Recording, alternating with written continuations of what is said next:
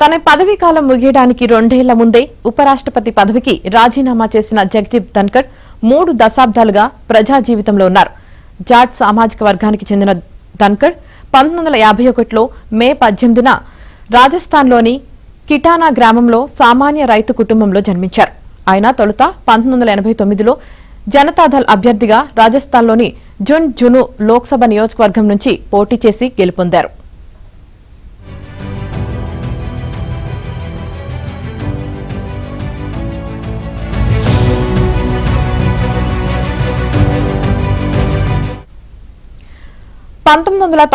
దాకా లోక్సభ సభ్యుడిగా ఉన్నారు.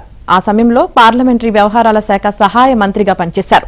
1998లో జరిగిన సార్వత్రిక ఎన్నికల్లో జున్జును లోక్సభ స్థానం నుంచి పోటీ చేసి ఓడిపోయారు.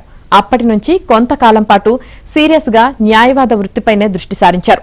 మళ్లీ 2003లో బీజేపీలో చేరిన ఆయన అప్పటి నుంచి ఆ పార్టీలోనే కొనసాగారు. పార్టీలో పలు కీలక పదవులు చేపట్టారు. 2019 జూలై 20న అప్పటి రాష్ట్రపతి రామ్నాథ్ కోవింద్ ఆయన్ను పశ్చిమ బెంగాల్ గవర్నర్గా నియమించారు.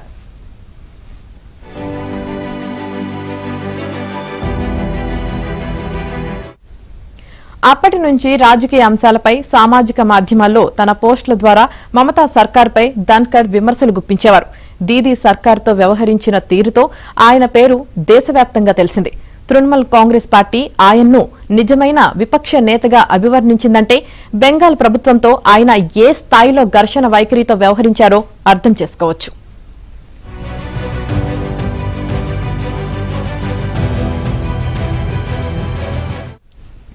చివరకు 2022 జనవరిలో బెంగాల్ సీఎం మమతా బెనర్జీ ఆయన పోస్టులను చూడలేక విసుగుతో ఆయన తనను ట్విట్టర్లో ట్యాగ్ చేయడానికి వీలు లేకుండా ఆయన ఖాతాను బ్లాక్ చేశారు. 2022లో ఎన్డీఏ కూటమి ఆయన్ను ఉపరాష్ట్రపతి అభ్యర్థిగా రంగంలోకి దించడంతో గవర్నర్ పదవికి 2022 జూలై 17న ఆయన రాజీనామా చేశారు. 2022 ఆగస్టు 11న భారత 14వ ఉపరాష్ట్రపతిగా బాధ్యతలు చేపట్టారు. ఉపరాష్ట్రపతిగా ఉంటూనే న్యాయ వ్యవస్థపై, ముఖ్యంగా న్యాయ నియామకాలపై తీవ్ర స్థాయిలో విమర్శలు చేశారు.